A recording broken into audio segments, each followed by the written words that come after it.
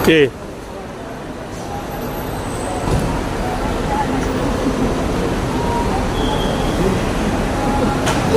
Salah sih, tanpa lagi makan.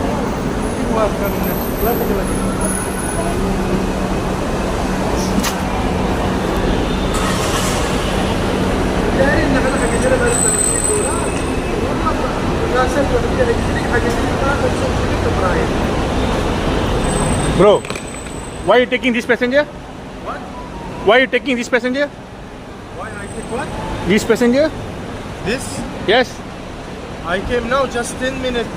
No. Why are you taking this passenger? I don't understand. Why are you taking these two passenger? Why you take? This is your you mother. take me. No, my sister. So you are taking as a illegal ride. It's wrong. You know the Malaysia law? No, you can't take.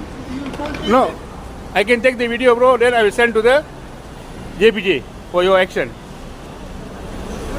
Okay.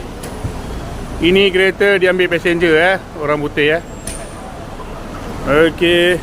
Patutnya dia tak patut ambil. Dia datang ambil kakak dia. Okay. Dan dia pula ambil customer orang putih ni. Dah salah lah tu apa yang dia buat.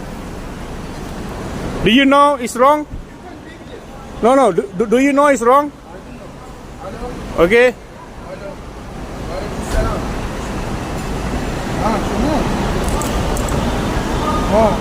دحين انا بس جالس اشيل اغلال وكذا وتروح تمام. ايوه ها بعد دحين بشوف كيف انا دحين شويه تمام.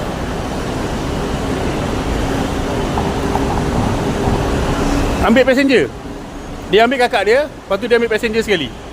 Orang putih dua. Pergi KL.